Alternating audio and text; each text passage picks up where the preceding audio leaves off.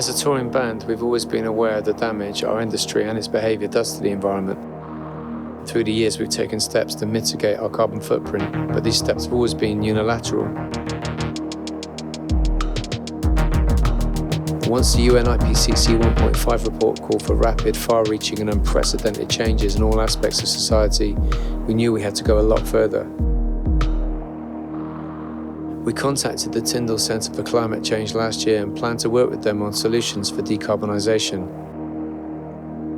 Like everyone else, we had no idea that our plans would suddenly be put on pause. And with the live events sector now devastated and receiving so little support from government, the challenges become more complex. We've been working with Massive Attack to look at their own emissions from their own tours and what they can do to address that, to change that. And so whilst we as the kind of bean counting academics are working out the emissions from their tours, they've actually gone off and just started getting into, let's start trialling this and looking at new ways of doing things. So it gives us a real kind of live environment to get the findings from our work into.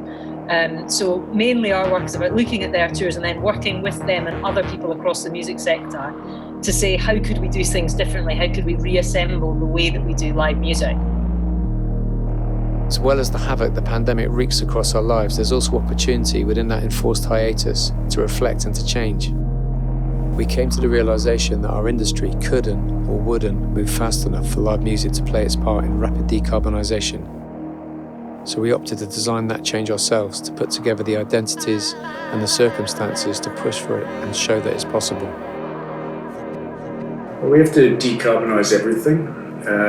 Every aspect of life. The whole country's got to get to zero carbon. Our government has said we need to do it by 2050. That's of course unambitious. We need to do it sooner than that. But there are no exceptions. We have to do it everywhere. And big events are just the same as everything else, really. When you're not waiting for an industry, the equation and the challenge itself changes. You take a holistic picture of the world and ask, where are the most emissions coming from and how do we reduce them faster? And then you realise with the help of experts like the Tyndall Centre that the partner you need isn't a promoter, a festival or a venue, it's actually a city. Issues like transport infrastructure or power are bigger than one event, and ideally if you're serious you want to try and leave a blueprint for future shows. I think the great thing about Liverpool is we always take risks on events, and we're really up for taking risks, and we're really up for kind of doing things that are new, that are different, that give an audience a really different experience of something. And I think when the conversation started with Massive Attack, for us it's really important that we're at the front of everything as a city. We do events really, really well. And for us, the next stage is how we do them kind of better, not just well, but how we do them where they're better for people, for the environment and for the next generation.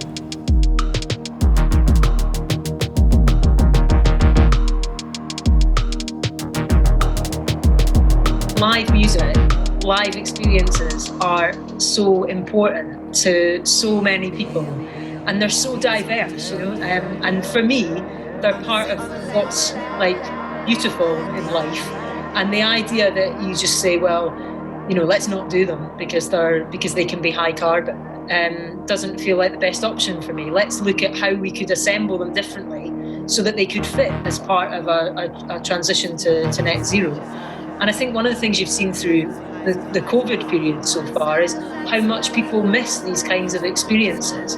And the innovation that the sector's showing to try and still allow those to go forward in different ways and connect with people in different ways is really exciting. It shows how important this is to people, particularly through a time of crisis.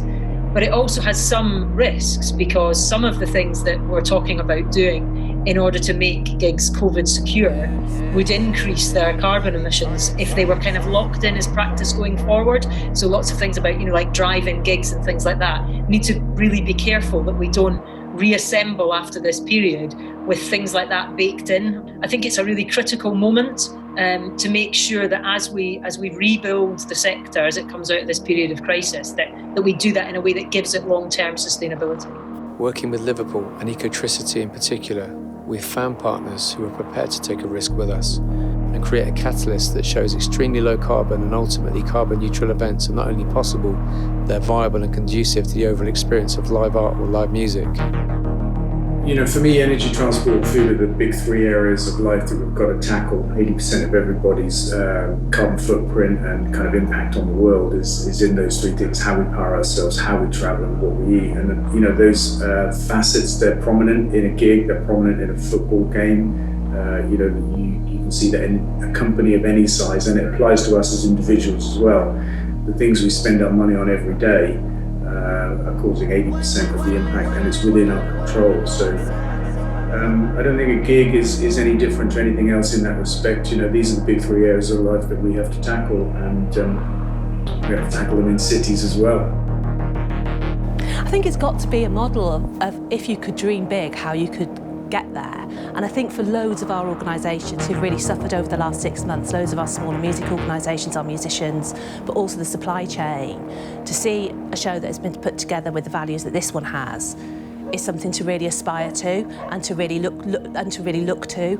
And then hopefully what will happen is that will kind of filter down into the work that we do as a city on a day-to-day basis with our suppliers and with our major events and with our own kind of bars, clubs and restaurants. So I think it's just a brilliant time to start reimagining what the future's going to be. So the challenge, not just for us, but for everybody in the creative industries, is to use this time to plan and embrace real seismic change. So when we can reassemble, those events don't materially damage the health of the people around them anymore and no longer place the planet in deeper and deeper peril. At the moment, our focus is quite rightly on COVID. It's absolutely come out of the blue and it's decimated the sector and actually our city's economy. So for us, COVID is very immediate, but it's not long term. And actually, to create an event that is safe for people to come in a COVID environment, we still need to be thinking about what the long-term implications of doing events that aren't carbon neutral, that aren't looking after environment, that aren't creating a sustainable way of us doing events. I guess ultimately we hope that new and unorthodox partnerships like this between artists, cities, power and transport providers might proliferate, and that we can use our creativity in a different way to make that change happen faster.